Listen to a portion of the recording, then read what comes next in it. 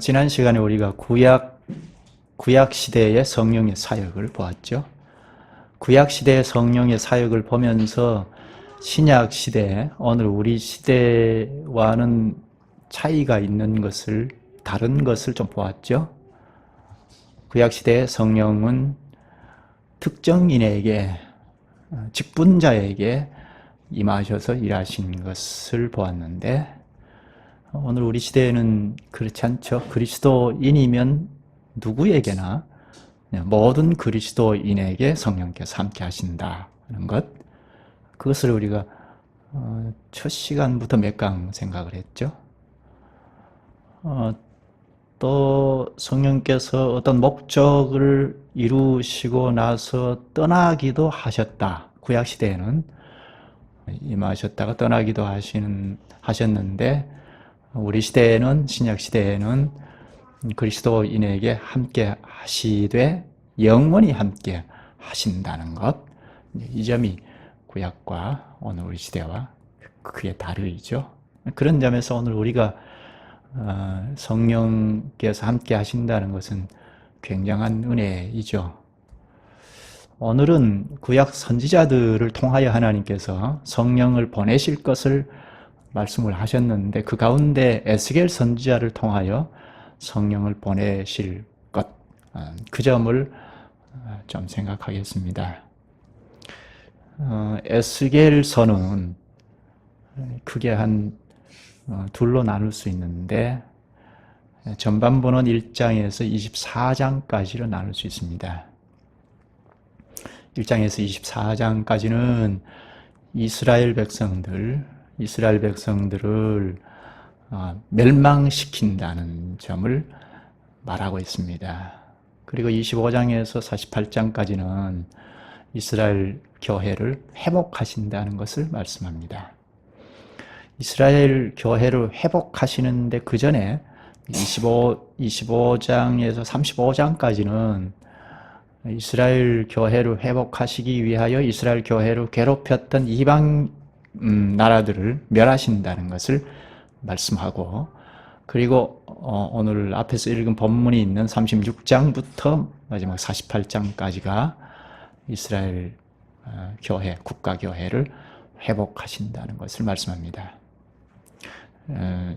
이렇게 이스라엘 교회를 회복하신다는 말씀을 하시는 이 내용 중에 성령을 앞으로 보내실 거라는 것도 예고하고 있는데, 이 점을 우리가 보겠습니다.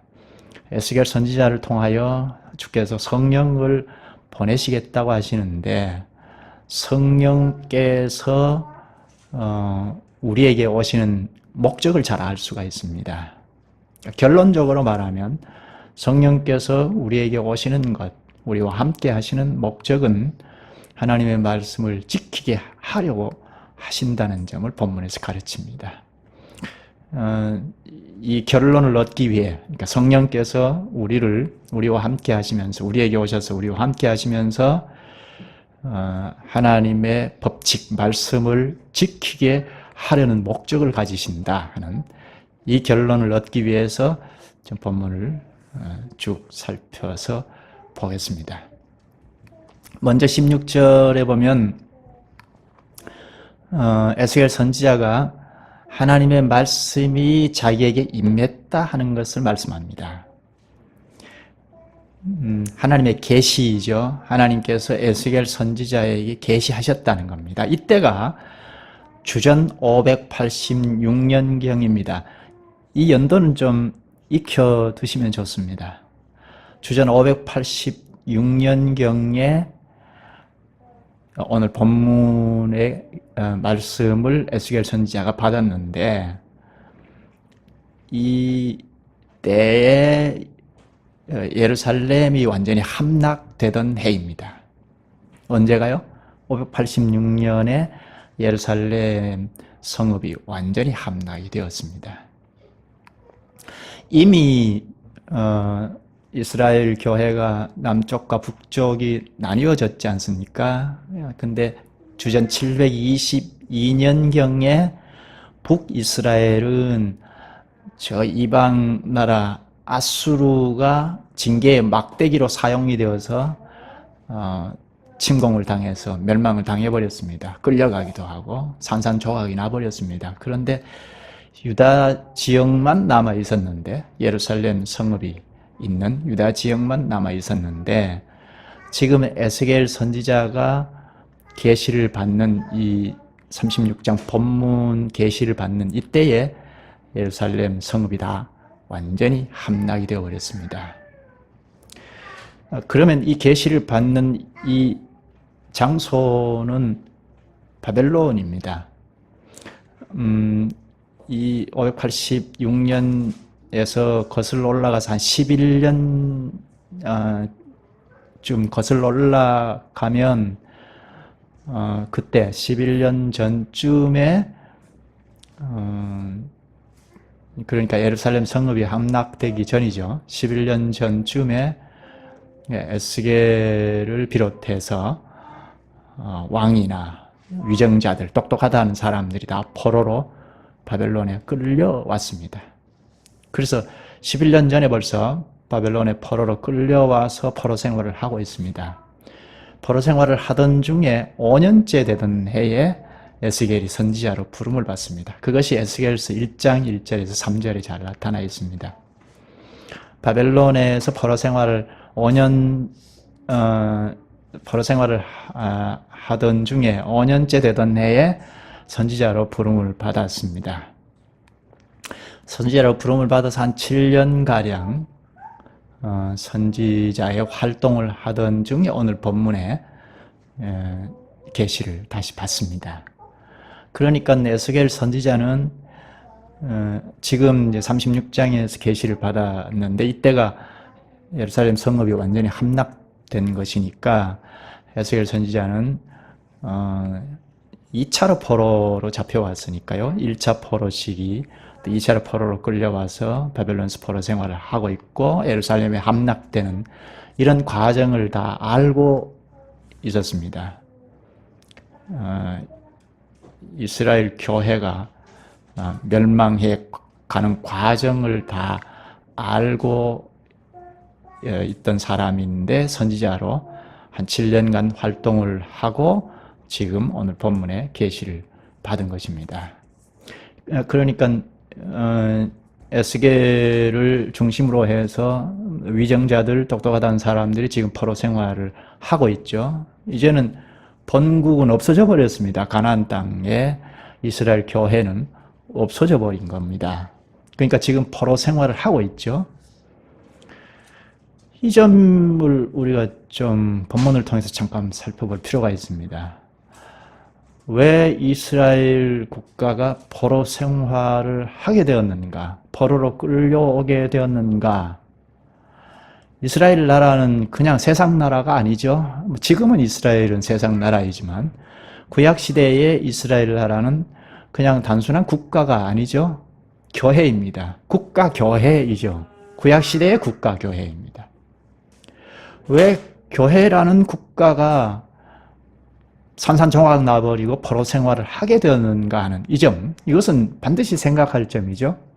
세상 나라가 뭐 있다가 없어지고 하는 그런 면이 아니기 때문입니다.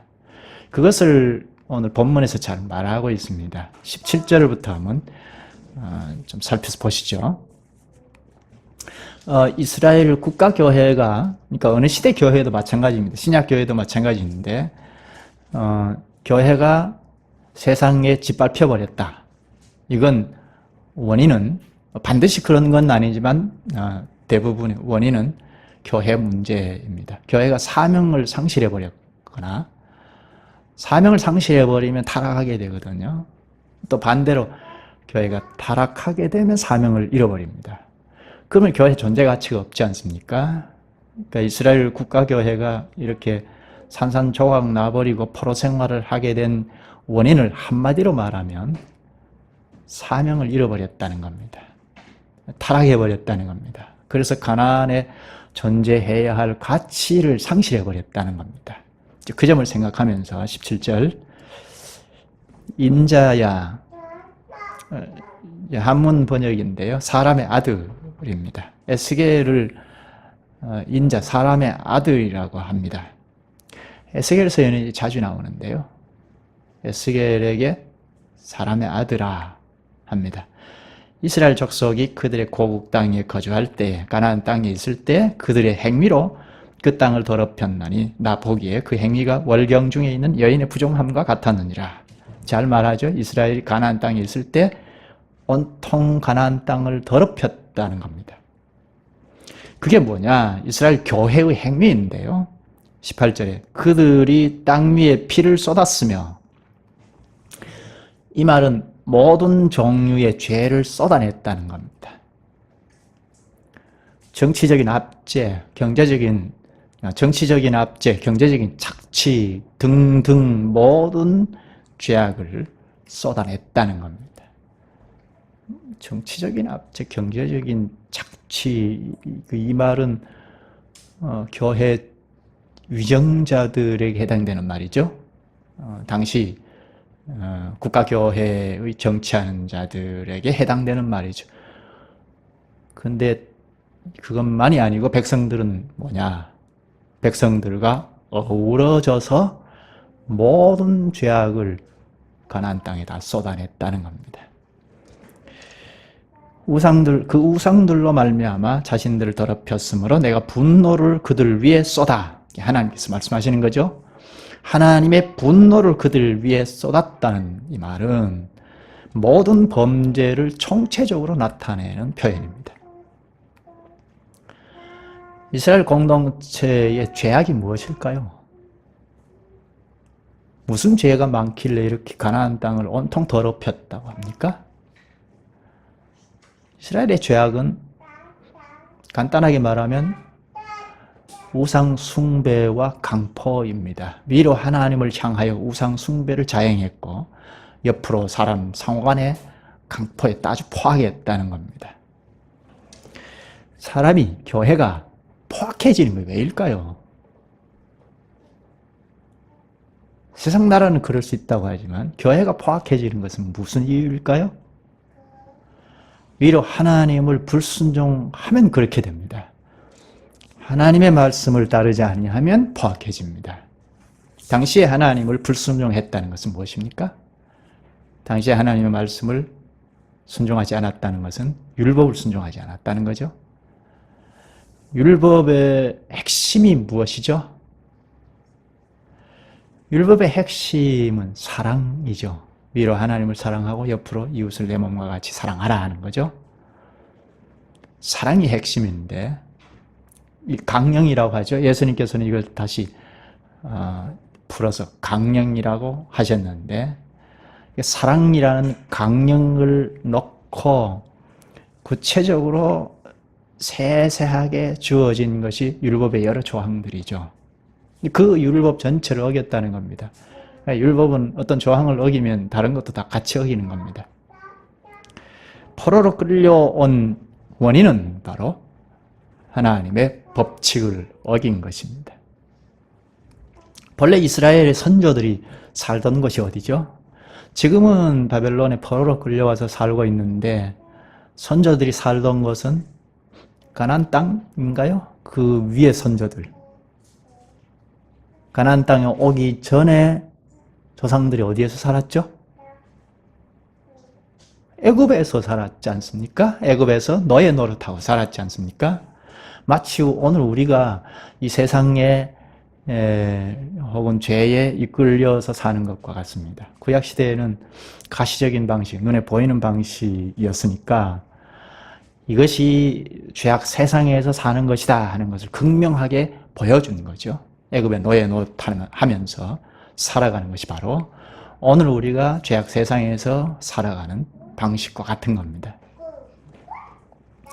그런데 하나님께서 긍휼히 여기시고, 물론 그 선조가 아브라함이죠. 아브라함에게 하나님께서 언약을 주신 것, 그 언약 때문에 긍휼히 여기시고 이스라엘 백성들을 다 구출하셨죠. 기이한 손길로 구출하셔서 시내산 아래까지 불러 모으셨죠. 그리고 거기서 법을 주시고 가나안 땅으로 들여보냅니다. 원래 이스라엘 백성들이 가나안 땅이 자기 땅이 아니지 않습니까? 그런데 가나안 땅에 들여보냅니다. 공짜로 주신 거죠. 가나안 땅에 들여보낸 목적이 뭡니까? 해방 국가 하나를 세우기 위함입니까? 복지 국가를 세우기 위함입니까? 아니죠. 하나님 나라를 세우기 위해서 가나안 땅을 공짜로 하나님께서 주셨습니다. 마치 오늘 우리가 교회를 이루는 것과 같습니다. 이 세상에 있던 우리를 구출하셔서 그리스도와 연합한 교회를 이룬 목적이 무엇이죠? 이 땅 위에서 천국을 구현하도록 부르시지 않았습니까? 그래서 베드로 전서 2장 9절에 베드로를 통하여 말씀하죠. 교회를 왕같은 제사장이라고 했습니다. 왕같은 제사장이라는 신분을 부여해 주신 것은 하나님의 아름다운 덕을 선전하게 하려 하심이라 하죠. 하나님께서 행하신 구원의 사역, 복음이죠. 복음을 전하기 위한 목적으로 제사장 신분을 주셨다고 합니다. 그런데 구약의 이스라엘 백성들을 애굽에서 탈출시켜서 시내산 아래에 데려다 놓으시고 똑같은 말씀을 하십니다. 어디죠? 출애굽기 19장 4절에서 6절에 하나님께서 내 말과 내 언약을 지키면 제사장 나라가 되며 거룩한 백성이 되리라. 신약교회와 구약교회와 똑같은 말씀을 부여하십니다. 이스라엘 교회 위에 하나님께서 제사장 나라라는 신분을 부여해 주신 겁니다. 제사장의 주 업무가 무엇이죠? 제사장의 주 업무는 예배이죠. 예배가 차질이 없고 타락하지 않도록 하시기 위하여 하나님께서 율법에 세세한 것을 주시면서 예배 방식까지 주셨죠. 레위기가 시내산 아래에 있을 때 레위기에서 예배 방식까지 내려주셨습니다. 구체적으로 주셨습니다. 율법의 세세한 실정법으로 세세한 조항들을 다 주시지 않았습니까? 이 율법들은 핵심은 뭐라고 했죠? 율법의 핵심은 사랑이라고 했죠. 위로 하나님을 사랑하는 방법, 이웃을 내 몸과 같이 사랑하는 방법을 담아놓은 것이 율법의 세세한 조항들입니다. 하나님을 사랑하고 이웃을 사랑하면 제사장 나라다운 거죠.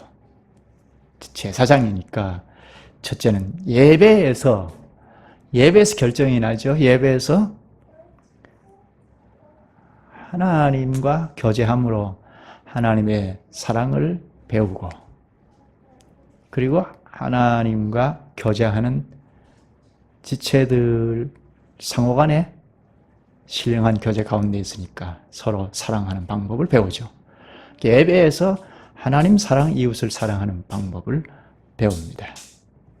이것이 천국다운 거죠. 천국다울 때 구약에도 마찬가지인데 교회가 천국다울 때 주님께서 일하셔서 택자들을 불러 모으시죠. 천국 기관으로 관문으로 사용하셔서 자기 백성들을 그 시대 백성들을 불러 모으십니다. 이스라엘의 사명은 바로 가나안 땅에 들어가서 그 당시에 하나님 나라를 세우는 것입니다. 그게 이스라엘의 사명입니다. 구원할 자를 구원하시기 위하여 하나님 나라를 세우는 것이 그 당시에 이스라엘의 사명입니다. 따라서 천국을 이루기 위하여 애굽에서 구원되었고 가나안 땅을 선물로 받았습니다. 근데 가나안 땅에 들어가자마자 무엇이 가로막혔습니까? 우리가 구원받은 백성으로 천국을 이루고자 하면 승승장구하고 막힘이 없는 것이 아니고 걸림돌이 있죠. 이스라엘이 시내산 아래에서 사랑하는 방법인 율법을 받아서 가나안 땅에 들어가는데 가나안 땅에 들어가자마자 막힌 것이 무엇입니까? 원주민들이죠. 네. 7 족속들이 딱 가로막고 있었죠. 그러니까 이스라엘 백성들이 하나님 나라를 구현하기 위해서 당면 과제가 딱 주어졌습니다. 당면 사명이죠. 그러니까 천국을 그냥 짱 하고 구현하는 것이 아니고 그때그때 당면 과제가 항상 있죠. 이스라엘의 당면 과제는 바로 원주민들과 전쟁해야 하는 과제입니다. 전쟁에서 물리쳐야 하는 과제가 있습니다. 그게 당면 사명이죠. 그 때문에 하나님께서 가나안 땅에 들어가기 직전에 신명기 7장 1절부터 보면 7 족속을 진멸하라 하십니다. 그들과 어떤 언약도 하지 말 것이요 그들을 불쌍히 여기지도 말 것이며 또 그들과 혼인하지도 말아라. 왜 그러냐? 그들이 유혹하여 우상을 섬기게 할 것이다. 그렇게 되면 하나님께서 진노하사 갑자기 너희를 멸하실 것이다 하십니다. 여기 핵심은 두 가지이죠. 가나안 원주민들을 완전히 진멸하라. 쫓아내든지 아니면 죽여버리든지 하라 하는 것 하나. 그렇게 하지 못할 경우에는 교회인 너희가 멸할 것이다. 둘 중에 하나입니다. 진멸하든지 교회가 멸하든지 중간지대는 없습니다.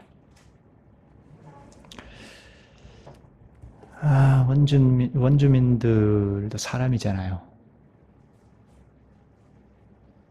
그 사람들과 전쟁하지 않고 평화하고 손잡고 같이 살면 안 되는가? 그 사람들도 똑같은 사람이니까 진선미가 있을 것 아닙니까?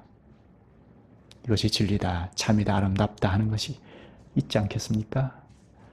그 사람들은 끊임없이 흉측한 악만 행하는 사람들이지 아니지 않습니까?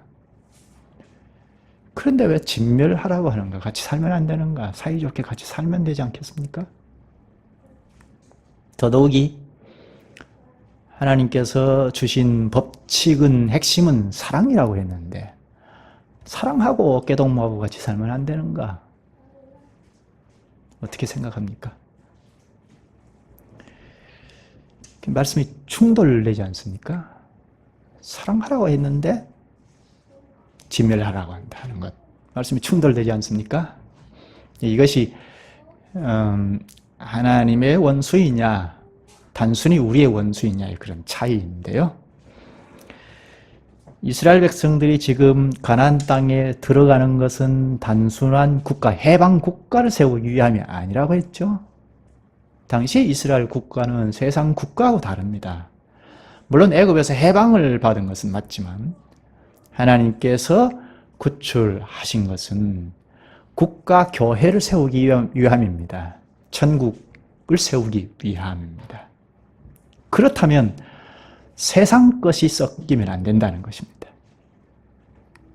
가나안 족속은 전부 세상이니까 그들 가운데 진리다, 참이다, 아름답다 하는 것이 있을지라도 그건 세상이니까 그것이 섞여서는 신국을 세울 수 없다는 겁니다. 인류 역사에서 단 한 차례도 세상 국가가 천국을 건설할 수는 없었지 않습니까? 어느 시대에나 세상 국가에서도 진리다, 참이다, 아름답다 하는 것이 있습니다. 있었습니다. 지금도 있죠. 그러나 세상 나라가 천국이 된 적은 한 번도 없습니다. 그래서 가나안 원주민들을 다 물리쳐라, 진멸하라 하셨습니다. 원주민들을 물리치지 못하면 교회인 너희가 멸할 것이다. 둘 중에 하나를 선택하도록 하셨습니다. 근데 이스라엘 교회가 가나안 땅에 입성에 들어가서 어떻게 했습니까? 그들과 어떤 언약도 하지 말아라. 친화하지 말아라. 불쌍히 여기지도 말아라 하셨습니다. 사람이 불쌍하잖아요. 동정심을 전혀 갖지 말아라 하셨습니다. 그런데 이스라엘 교회는 제가 쉽게 얘기한다면 어떻게 그럴 수 있는가 하고 그들과 짝하고 잘 지냈습니다. 타협하고 불쌍히 여기고 화친하고 사랑하고 하면서 살았습니다. 그게 진짜인지 가짜인지 구분도 않고 사랑이다 하고 사랑하고 살았습니다. 그 결과 그들의 생활 방식을 다 봤지 않겠습니까? 화친의 언약을 맺으면 그 사람도 우리의 생활 방식도 전달이 되지만 그 사람들의 생활 방식도 전달이 되죠. 생활 방식이 받아들여지면 다 받는 거죠. 그 사람들에게 있는 우상도 받아들이는 거죠. 그래서 우상도 열심히 섬긴 것입니다. 하나님의 말씀에 철저하지 못하면 이렇게 세상과 짝해서 세상 것을 받아들이고 우상을 섬기게 됩니다. 이스라엘은 그러기를 오래도록 그랬습니다. 하나님의 말씀을 어겼다는 거죠. 자기 편리한 대로 살았습니다. 하나님은 자기 백성들이니까 선지자들을 보내셨습니다. 그런데 선지자들의 말을 듣지 않았습니다. 오히려 박해했습니다. 그러면서 오히려 거짓 선지자들의 말을 잘 들었습니다. 거짓 선지자들의 특징이 무엇입니까? 참 선지자, 거짓 선지자는 그냥 딱 이렇게 정해져 있는 게 아닙니다. 참 선지자도 언제든지 거짓 선지자가 될 수 있습니다. 거짓 선지자들의 특징이 무엇일까요? 하나님의 말씀을 전합니다. 그런데 실상을 파악하지 않고 전합니다. 그러니까 구미에 맞추어서 전하죠. 잘 된다, 잘 될 것이다, 하나님께서 복 주실 것이다. 이게 거짓 선지자들의 설교 방식입니다. 그러니까 그것을 듣기 좋으니까 그쪽으로 기울어지죠. 사람이다. 자기에게 듣기 좋은 소리 하면 다 좋아합니다. 멸망할 줄 모르고. 오히려 실상을 제대로 알리면 그게 자기를 위함인 줄 모르고 거부하고 그랬습니다. 오래도록 그 일을 지속했습니다. 한마디로 우상 숭배와 강포를 일삼았다는 겁니다. 본래 그 땅에서 살던 가나안 원주민들과 똑같이 그 땅을 더럽혔습니다. 가나안 원주민들을 진멸하라고 하실 때 하나님께서 무지막지하게 그렇게 하라고 하신 것이 아니지 않습니까? 가나안 원주민들의 죄악이 꽉 차서 그 가나안 땅을 온통 더럽혔기 때문에 징계를 하신 것이죠. 그 징계라기보다 멸망을 시키신 것이죠. 그런데 지금 이스라엘 민족들이 똑같이 가나안 원주민들과 같이 가나안 땅을 더럽혔습니다. 원주민들과 함께 살아도 전혀 손색이 없을 만큼 인간적인 나라가 되어버렸습니다. 그러면 가나안 땅에 살 의미가 없어져 버린 거죠. 사명을 잃어버린 거죠. 교회가 사명을 잃어버리면 존재 가치가 없어집니다. 그래서 여기 본문 19절을 보시면 그들을 그 행위대로 심판하여 각국에 흩으며 여러 나라에 해쳤더니 사명의 땅 가나안에서 살 가치가 없어져 버렸습니다. 그래서 하나님께서 흩어버리셨습니다. 여러 나라에 해쳐버렸습니다. 옛날에 원주민들을 몰아내신 것과 똑같은 방식으로 이방 국가들을 막대기로 사용하셔서 해쳐버리셨습니다. 주전 722년경에는 아수르라는 제국을 막대기로, 징계의 막대기로 사용하셔서 이스라엘을 징계하셨습니다. 급기야는 586년에 남아있는 유다마저도 바벨론이라는 막대기를 사용하셔서 징계하셔서 산상조각 내버리셨습니다. 그래서 지금 흔적도 없이 사라져버렸습니다. 바벨론에서 포로 생활을 하고 있습니다. 포로 생활의 뜻이 무엇인지 이제 감이 잡히죠? 20절을 한번 볼까요? 본문 20절. 그들이 이른바 그 여러 나라에서 내 거룩한 이름이 그들로 말미암아 더러워졌나니. 교회가 세상에게 짓밟히는 것, 그러니까 포로 생활인데요. 오늘날의 교회도 마찬가지로 교회가 세상에 짓밟히는 것은 바로 하나님의 이름이 더러워지는 겁니다. 하나님 명예가 훼손되는 겁니다. 이어서 곧 사람들이 그들을 가리켜 이르기를 이들은 여호와의 백성이라도 여호와 땅에서 떠난 자라 하였습니다. 바벨론 사람들 혹은 아수르 사람들이 실제로 그랬는지는 알 수 없습니다. 너희들 여호와를 믿는다는데, 하나님을 믿는데 왜 너희 여호와 땅, 하나님의 땅에서 이렇게 쫓겨나서 포로 생활을 하고 있느냐. 그렇게 실제로 얘기했는지 알 수 없으나 하나님께서는 이렇게 하나님의 땅에서 떠난 자라 이렇게 말한다는 겁니다. 이방인들이. 오늘 우리말로 하면 뭐죠? 하나님 믿는데 별 수 없네. 세상 사람들이 그러잖아요. 믿는 교회를 보고. 하나님 믿는데 별 수 없네 하지 않습니까? 그 자체가 하나님의 명예가 훼손되는 겁니다. 오늘날 교회가 욕을 많이 먹고 있습니다. 교회가 형편없어졌습니다. 얼굴 두르고 다니기가 어려울 정도로 부끄러워져 있는 상태입니다. 이건 교회 자체 문제가 아니고 위로 하나님의 명예가 훼손된 겁니다. 하나님 믿어도 더 나을 것이 없네. 이 자체가 하나님의 명예가 훼손시키는 겁니다. 왜 그렇죠? 참교회는 그렇다는 겁니다. 참교회는 하나님과 붙어있기 때문입니다. 특히 신약의 교회는 그랬죠. 그리스도가 연합이 되어 있다고 하는데, 그렇기 때문에 교회가, 참교회가 욕을 먹으면 머리이신 그리스도가 욕 먹는 겁니다. 하나님께서 이런 상황에서는 가만히 계시지 않죠?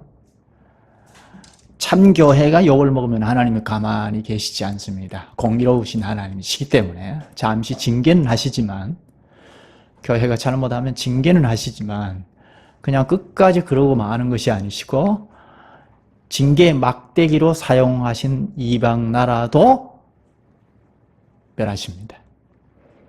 본문 좀 보죠. 21절에 보십시다. 그러나 이스라엘 족속이 들어간 그 여러 나라에서 더럽힌 내 거룩한 이름을 내가 아꼈노라.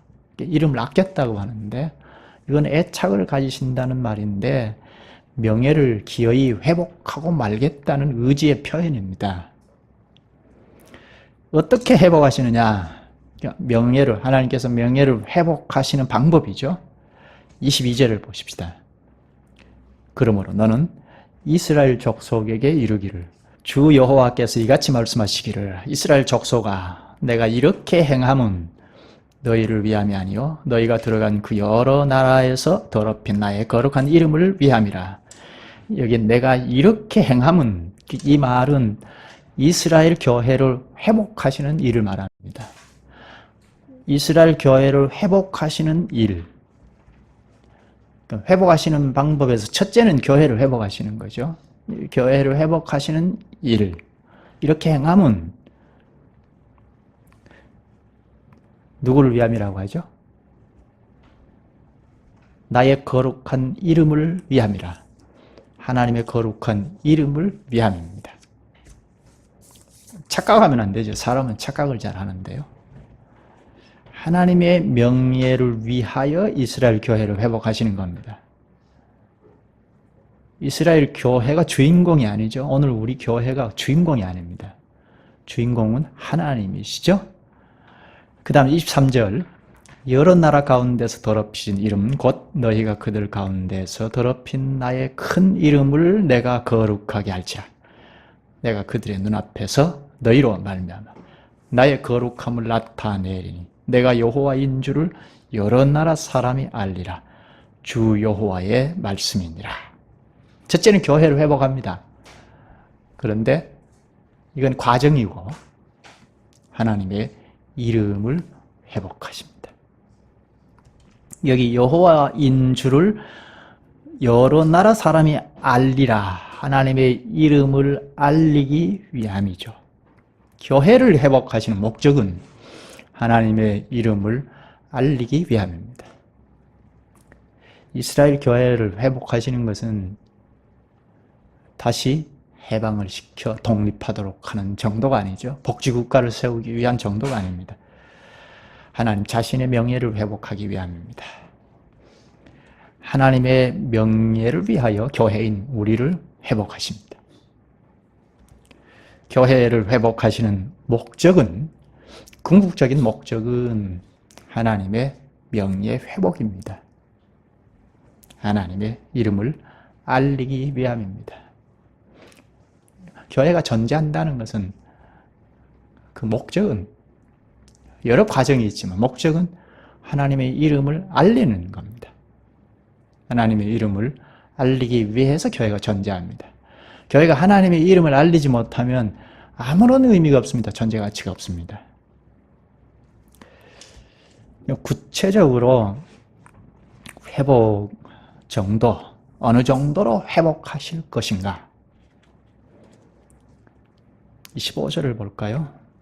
본국으로 이제 돌아가게 한다, 회복하신다는 건데 25절에 맑은 물을 너희에게 뿌려서, 이 말씀이 참 중요합니다. 맑은 물을 뿌린다.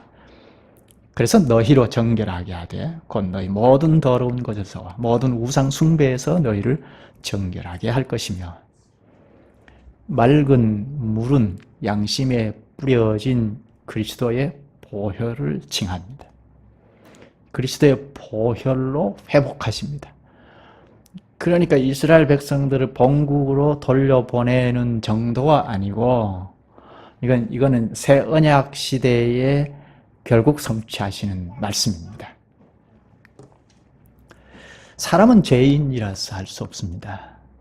그리스도께서 주도하여 회복하십니다.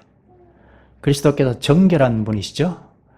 정결한 분이 피 흘려 사람의 양심을 정결하게 하고 죄책감을 제거하십니다. 여기 물로 뿌린다는 것은 구약 당시에 제사법에서 불결을 제거한다는 뜻입니다. 물로 이렇게 손도 씻고 제사를 지내지 않습니까? 그동안 제사로는 실패하고 말았습니다.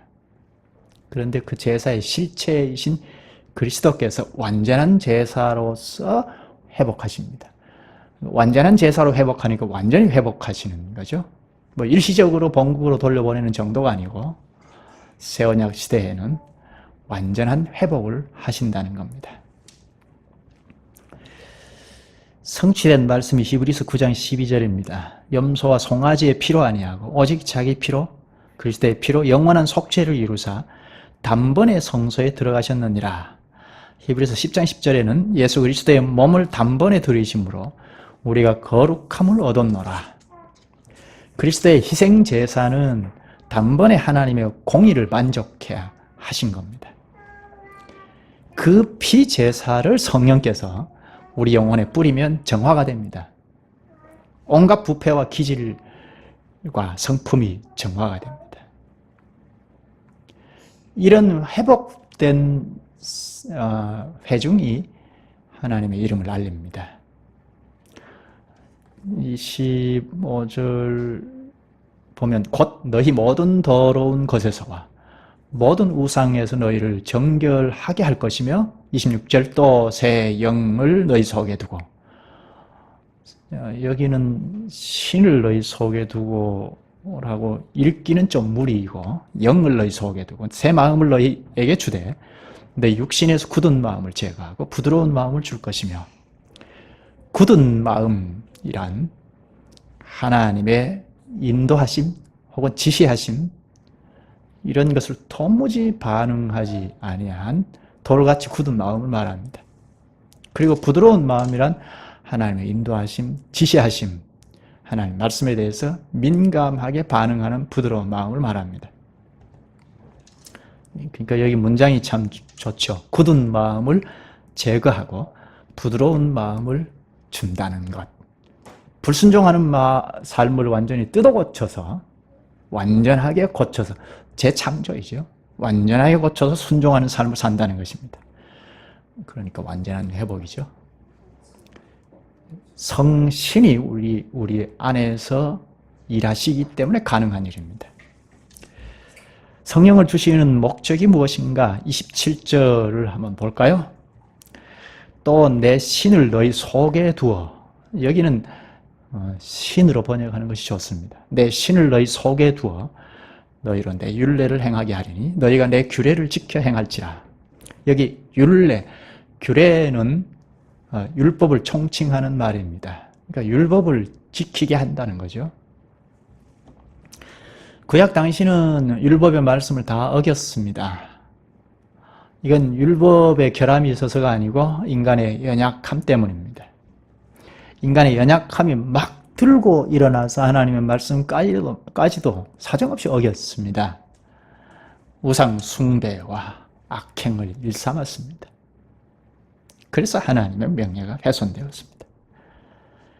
이제 그리스도의 보혈로 지으실 뿐만 아니라 성신을 우리 속에 두어 율법을 지켜 행하게 하십니다.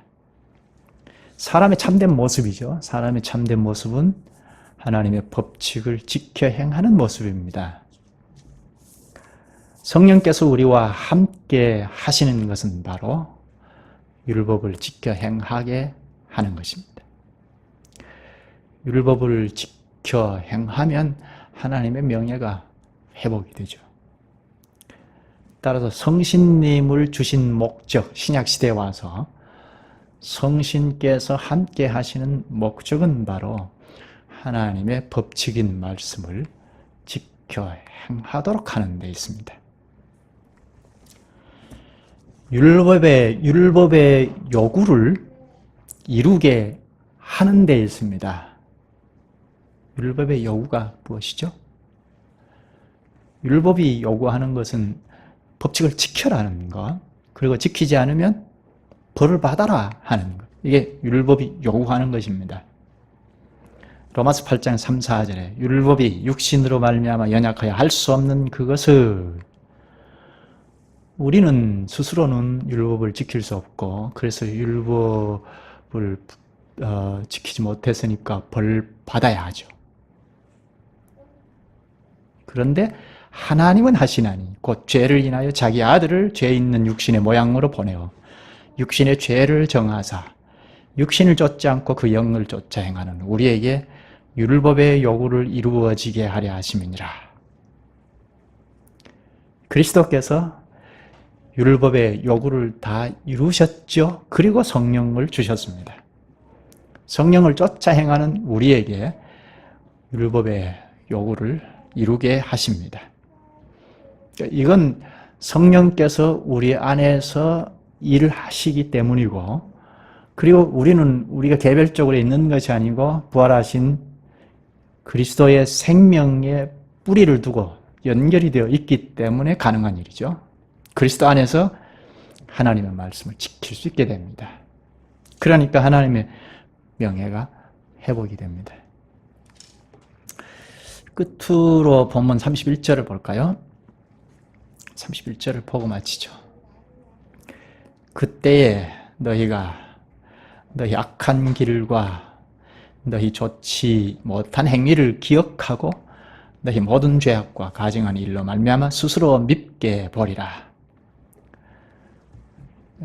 성령께서 우리 안에서 일하시는 이때 과거의 죄를 기억하게 합니다. 그리고 모든 죄를 밉게 보게 하십니다. 거룩한 성품을 주셨기 때문입니다. 그리스도의 십자가의 능력을 힘입은 자는 과분한 주의 은혜에 압도되어서 과거의 추하고 더러운 죄악을 스스로 밉게 봅니다. 그리고 죄의 심각성을 인식합니다. 성령께서 우리 안에서 일하시기 때문입니다. 이런 자들이 천국을 구현하죠. 하나님의 명예가 회복이 됩니다. 여기까지 하죠.